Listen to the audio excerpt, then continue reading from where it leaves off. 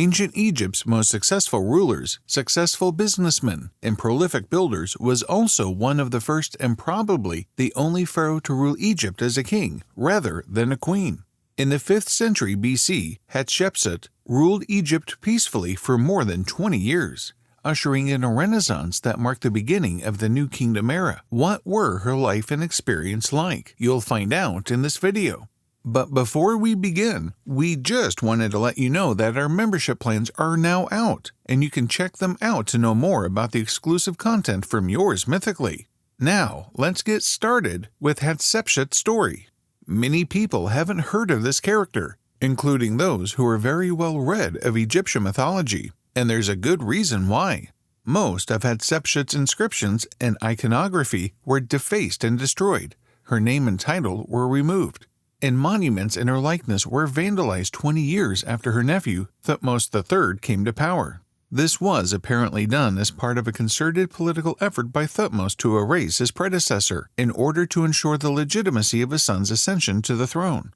This had a significant negative effect on Hatshepsut's legacy, as she was essentially forgotten by history until the 20th century, when archaeologists started revealing the truth about her reign.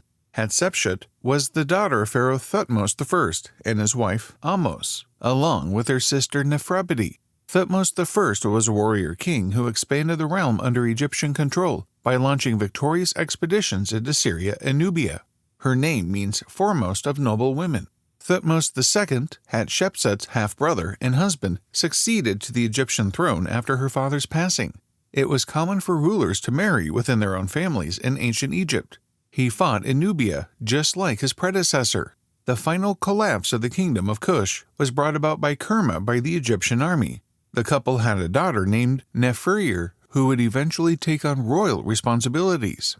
Thutmose III, a stepson and nephew of Hatshepsut, ascended to the throne after Thutmose's second passing.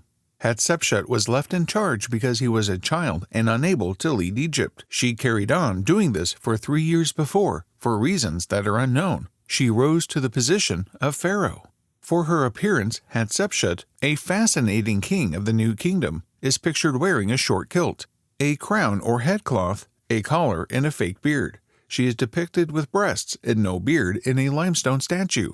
Her body is typically masculine. Some believe her childhood picture showed her male genitalia. The pharaoh appears to have changed genders depending on the situation. The pharaoh was expected to be a male in order to maintain the right order of the world, Ma'at. A female upset this order. Besides being male, a pharaoh was expected to intervene with the gods on behalf of the people and to be fit. She adopted a full throne name, and statues were made that accurately portrayed her as a male king, complete with a beard. She did, however, let some feminine characteristics shine through. Hatshepsut was portrayed as a male ruler for most of her reign, although her titles as king were created with grammatically feminine participles, publicly recognizing her gender. Even though she was portrayed as a man in her statues, frequently they did give her a hint to female form by making her waist thinner. This also answers the question of what made Hatshepsut such a threat to the current royal order, even decades after she had left power. Her gender, a female pharaoh, was completely unheard of, despite the fact that women in Egypt enjoyed more rights and higher status than those in many other ancient countries. And this only changed after Hatshepsut made the audacious power move of elevating herself to the position of king in her own right, as the eldest heir to Thutmose I. Taking over as queen regent of her little nephew. On his deathbed, Hatshepsut's father supposedly said, "This daughter of mine, Hatshepsut, I have appointed as my successor upon my throne. She shall direct the people in every sphere of the palace. It is she indeed who shall lead you. Obey her words. Unite yourselves at her command." Hatshepsut claimed that her father had designated her as her legitimate heir. Whether it was true or not, it was a compelling story that established her divine right to the throne. She started a number of construction projects in Egypt. She created several obelisks at the Karnak Temple complex and constructed the Palace of Ma'at, a rectangular building with a series of modest rooms, with a great central hall for the placing of the center bark. Carved and vibrantly painted relief scenes of Hatshepsut and Thutmose III covered the walls of the palace. She was able to start a building program that resulted in the construction of a massive temple at Deir al-Bahari in Luxor because of her reasonably calm leadership. She also led a successful naval expedition to the nation of Punt, which was situated around the northeastern coast of Africa. There, they conducted trade and returned with marvels.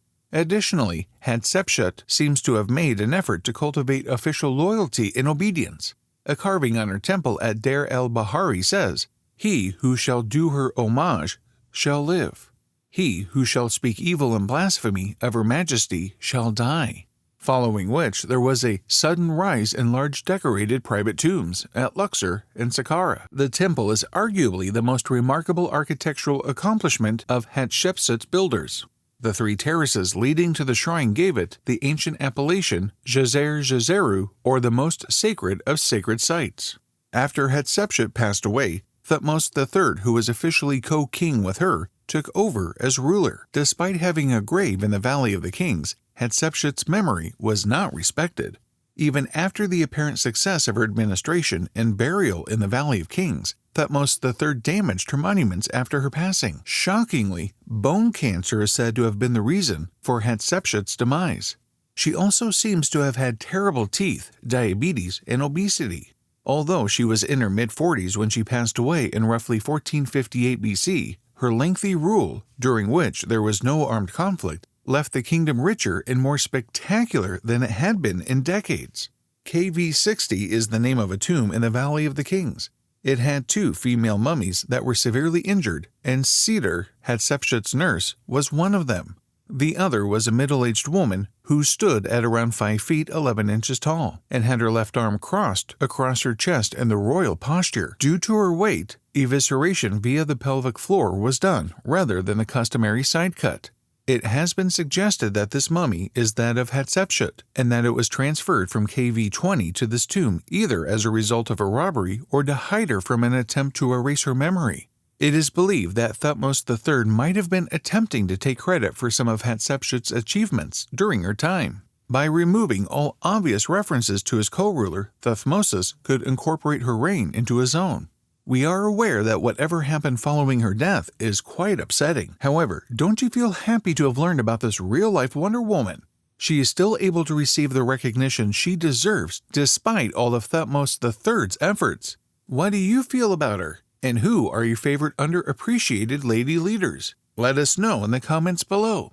Also, if you enjoyed watching this video, make sure to hit the like and subscribe button so you don't miss out on our future uploads. We'll see you next time with another amazing story. Until then, stay mythical.